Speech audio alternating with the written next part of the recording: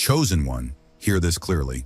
This moment did not find you by accident, and this message is not casual background noise. What you're hearing right now is a divine alert concerning your path into 2026. Time is accelerating, whether you feel it or not, and the space to prepare is narrowing. The year ahead will not pass quietly. God is already positioning His hand over your relationships, your direction, and the inner framework of your life. In 2026, 3 specific people will exit your life, each in a different manner. When it happens, it will feel destabilizing.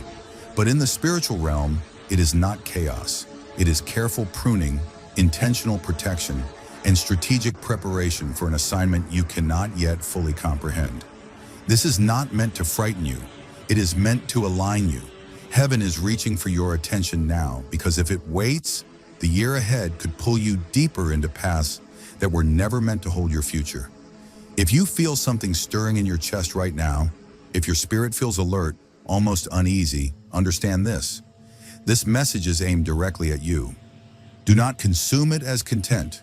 Receive it as instruction. Pause here for a moment. Make a public declaration, not for people, but as an act of faith. Type, "I receive 777" in the comments. Let 777 be your prophetic acknowledgement that you are open to this word. Like this video. Subscribe. Share it with at least one person. When God sends a warning, it is never for delay. Response matters, and the time is now. As you stand between what has already passed and what is forming ahead, understand this. 2026 is not an ordinary year. It is a marked season in heaven's timeline over your life. God has already walked through every month, every week, every unseen conversation of your 2026. He has observed doors you haven't approached yet and people you haven't even met. While you're still processing yesterday, He is viewing your entire tomorrow at once. That is why this message arrives before the year fully unfolds. Not to satisfy curiosity, but to position you. If you knew every detail, you would try to manage the outcome yourself. You would interfere with the process, resist the pressure, and unintentionally oppose the very work God is initiating. So instead, He gives you perspective, not specifics. A glimpse. So when the shaking begins, you won't panic. You'll recognize His hand. C.S. Lewis once described God's work in our lives as a house renovation. At first, the repairs make sense. Fixing leaks, replacing broken parts, correcting obvious flaws. But then the work intensifies. Walls come down, ceilings rise. Entire sections are rebuilt. And you cry out, "What are you doing?" The answer is simple. God was never planning to leave you as a small, comfortable structure. He is constructing a dwelling fit for His presence. That is exactly what 2026 represents. The changes, including the loss of certain people, are not reckless destruction. They are intentional redesign. God is not repainting your life. He is restructuring it so your relationships, calling, and direction align with eternity, not habit, fear, or emotional dependence. Now hear this carefully, because this is the sobering part. In 2026, 3 people who matter to you will leave. Not strangers, not surface connections. These are individuals who influenced your decisions, shaped your expectations, and quietly became part of your sense of security. Their presence has affected how you see the future. When they begin to exit, whether suddenly or slowly, it will hurt. It will feel personal. You may question yourself and wonder why everything is shifting at once. Know this in advance. Heaven is not surprised. This is not punishment. This is precision. Scripture tells us that every fruitful branch is pruned, not because it failed, but because it has potential for more. Pruning looks violent. It feels like loss. But in God's hands, it is an act of love designed for multiplication. When God prunes, He often touches the areas we thought were untouchable. Friendships, partnerships, and bonds we assumed were permanent. As these 3 people depart in 3 distinct ways, the pain will be real. But beneath the surface, roots are being redirected, excess weight is being removed, and space is being created for growth you cannot yet imagine. Do not mistake every departure for abandonment. Some people are not being taken from you. They are being moved out of the way of what God is about to do in you. Some relationships, good ones, have quietly replaced full trust in God. Some voices have become louder in your heart than His own. So when the pruning begins, it is an invitation into deeper dependence, sharper clarity, and a cleaner path forward. This is serious. How you respond will determine whether 2026 becomes a year of bitterness or a year of painful but powerful alignment. You can resist the gardener, or you can trust His hands. Ask yourself honestly, is there a relationship God has already been warning you about? Have you ignored quiet nudges because the thought of letting go scares you? If someone comes to mind right now, don't dismiss it. Write in the comments, I am ready for pruning in 2026. You don't need to explain. This is a declaration of trust, choosing God's wisdom over fear of loss. The first person will leave suddenly. One day they are present, woven into your routine, your plans, your expectations. And then, without gradual decline, something snaps. A conflict, a decision, a moment that changes everything. Communication stops. Warmth turns cold. Silence replaces familiarity. You replay conversations, searching for the moment things broke. It feels like betrayal, like rejection, like the ground gave way without warning. The enemy will whisper lies. You weren't enough. This proves you're disposable. God didn't protect you. But heaven tells a different story. God saw what you could not. He knew this person's influence, if left unchecked, would eventually pull you off course. You would compromise, adjust, and detour, not out of rebellion, but out of attachment. So the separation had to be decisive. Chosen one, the speed of their exit is not a reflection of your worth. It is proof of the seriousness of the situation. What feels like a brutal cut is, in heaven's view, a surgical intervention. Just like the renovation Lewis described, a wall you leaned on collapses overnight, dust everywhere, confusion everywhere. But the architect is calm because that wall was blocking what he intends to build next. Do not chase what God has removed. Do not beg your way back into rooms He has closed in mercy. Bring your grief to Him, your questions, even your anger, and say, if you allowed this, I trust you see what I cannot. Think of Abram and Lot. Only after separation did God expand Abram's vision. In the same way, your clarity will come after the loss, not before it. That emptiness you feel, it is not the end. It is the space where God will enlarge your vision and secure your future, free from dependence on any human presence. The second person will not leave abruptly. There will be no dramatic ending, no single moment you can point to. Instead, there will be a slow thinning, delayed replies, shorter conversations, a quiet distance that grows over time. You'll tell yourself it's temporary. You'll try harder. You'll tolerate less connection than your heart truly needs because naming the ending feels too painful. This loss aches differently. It's the sorrow of watching something meaningful fade. But spiritually, this too is intentional. God is gently separating two paths before they collide in ways that would harm both callings. The direction He's leading you and the direction He's leading them are diverging. This person may not be harmful. They may be kind, sincere, even loving. That's what makes this release so difficult. But not everyone who was right for one chapter is meant to walk with you into the next. Here, God is inviting you to let go with honor, not fear, to bless, not cling, to trust Him with their story without needing to stay at its center. Holding on too tightly can turn a gift into a burden. Letting go when God allows the distance is not betrayal. It is obedience. And now is the moment to be honest with yourself. Is there someone in your life right now who fits this description? No dramatic fallout, no explosive ending, just a slow, aching distance that keeps widening. Are you wearing yourself down trying to sustain a connection that God, in His wisdom, is gently allowing to settle and close? Deep inside, haven't you felt that quiet whisper? Stop pushing what I am slowly releasing. If a face, a name, or even a memory surfaced in your heart as you heard that, don't brush it aside. That awareness didn't come by accident. Take a small but powerful step of faith right now and write in the comments, I place that person in God's hands for 2026. You don't need to explain. You don't need to expose anyone.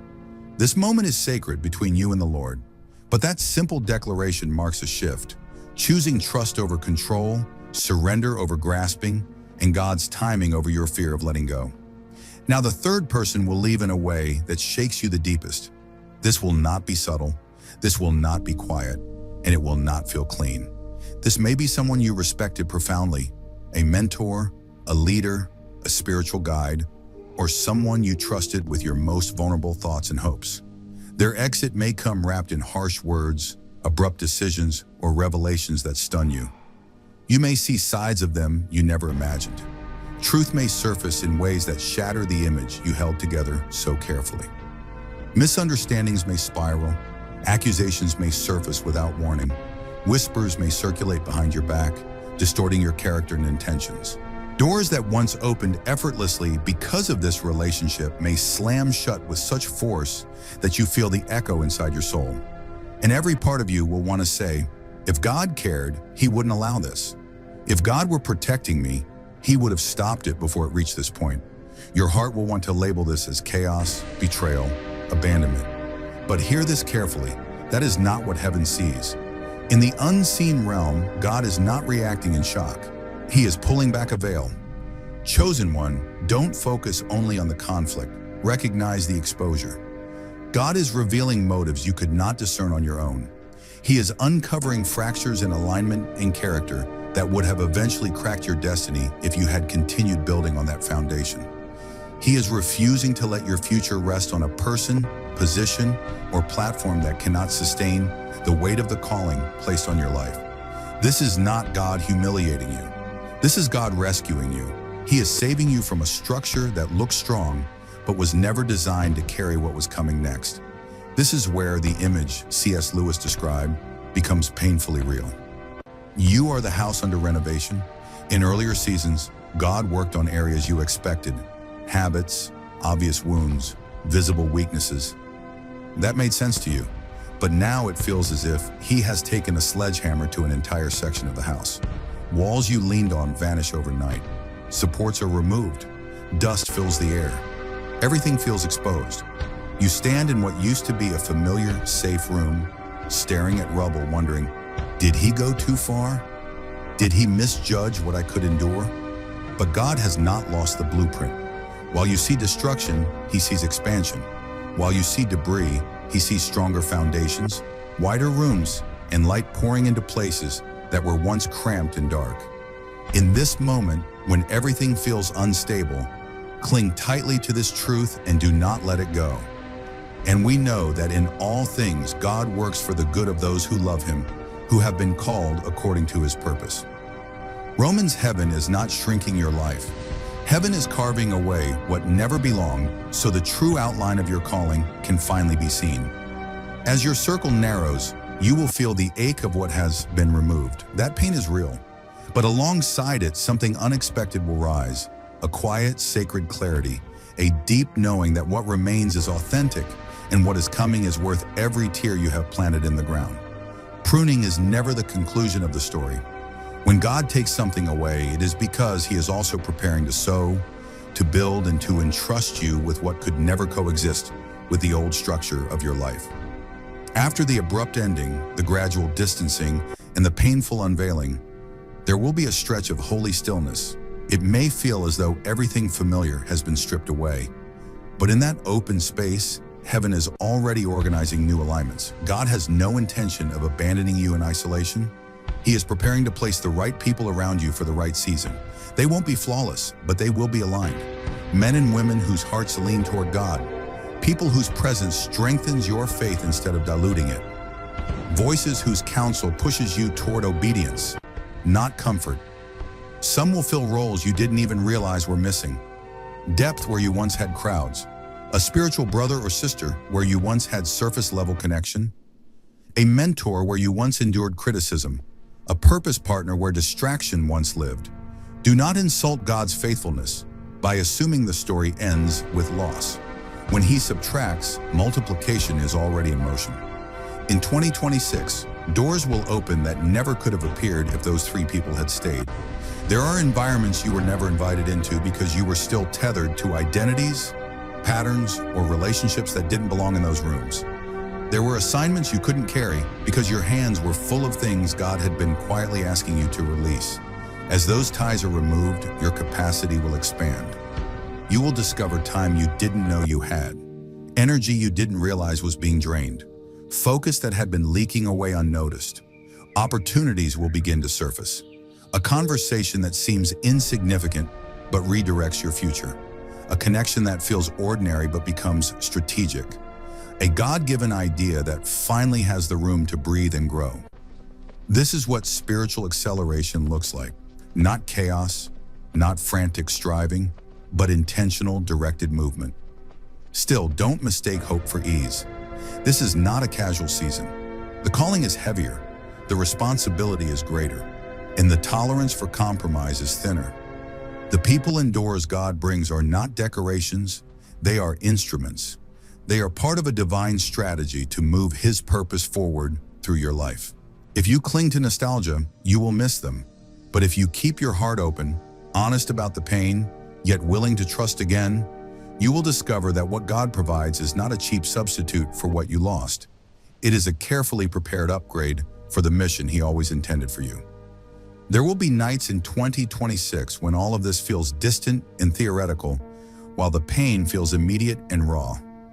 Losing 3 important people in 3 different ways will leave marks on your heart.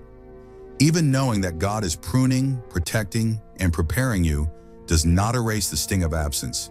You may sit in rooms that once felt full and now feel empty.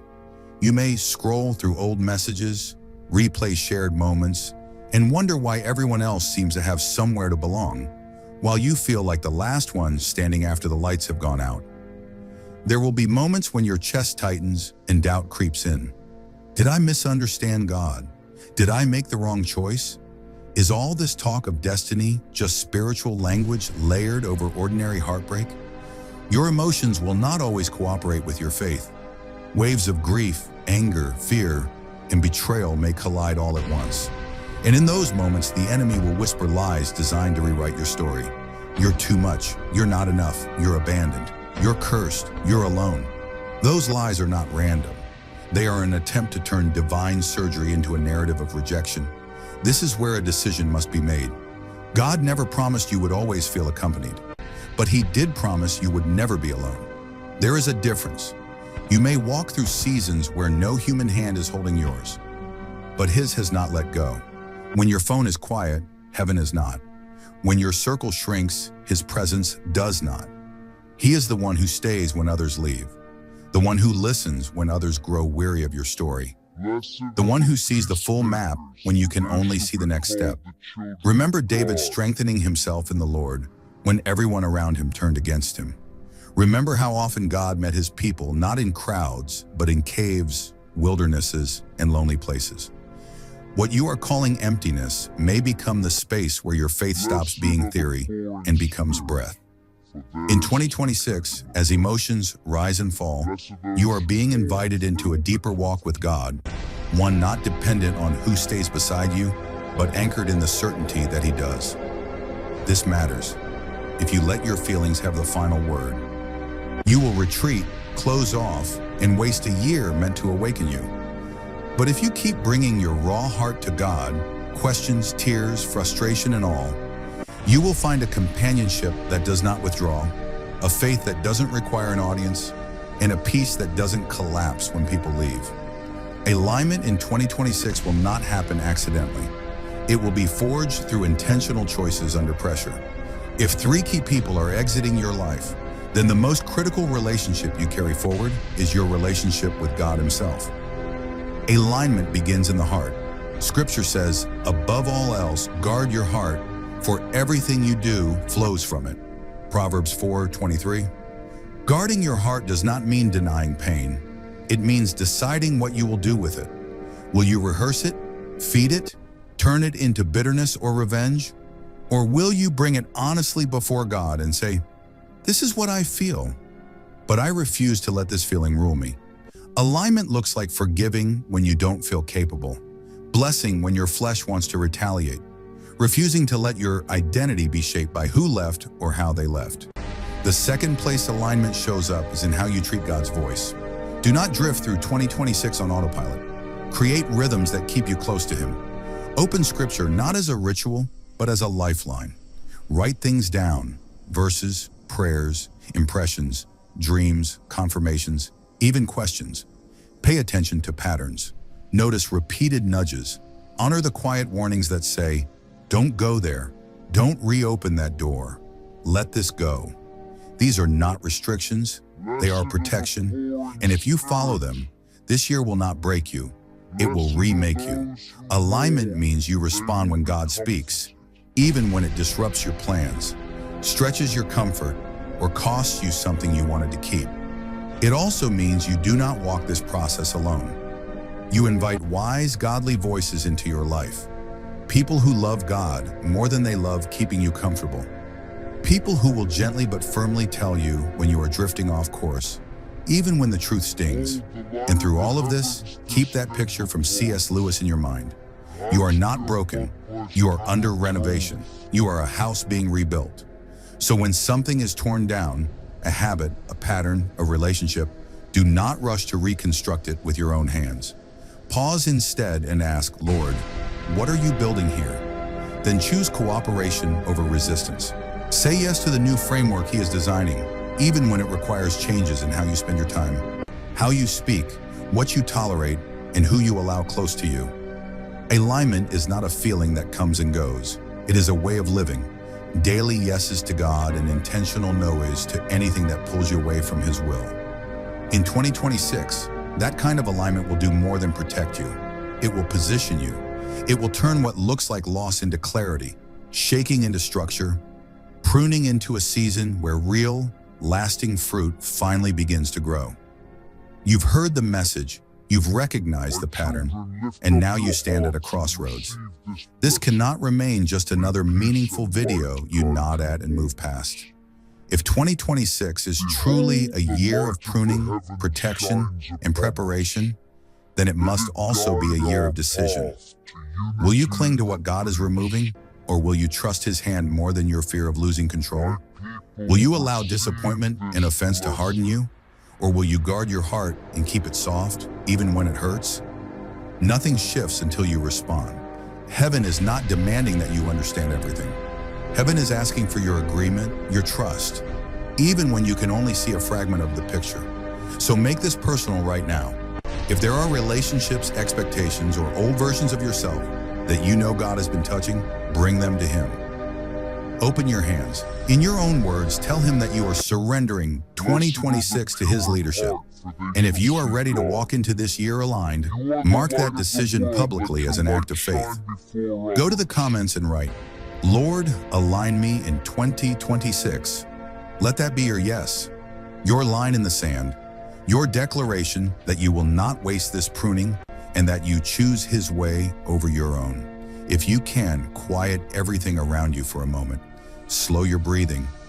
And if you feel led, place your hand over your heart as a sign that you are opening it fully before God.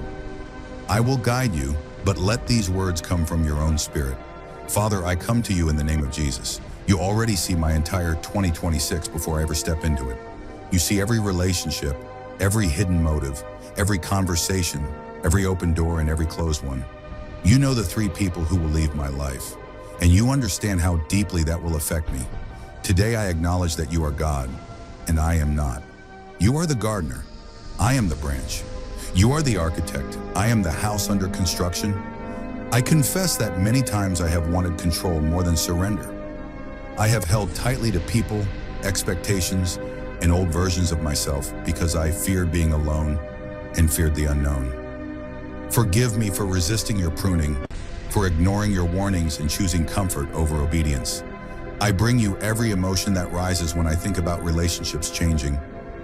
My fear of abandonment, my anger, my confusion, my grief. I refuse to hide from you. You already see it all. I lay it at your feet and ask you to heal these places, where I have made people into anchors when only you were meant to be my foundation. Break that dependence. Where the opinions of others have spoken louder than your voice, forgive me and tune my ears again to hear you clearly. I surrender in advance the 3 people you will allow to leave my life in 2026.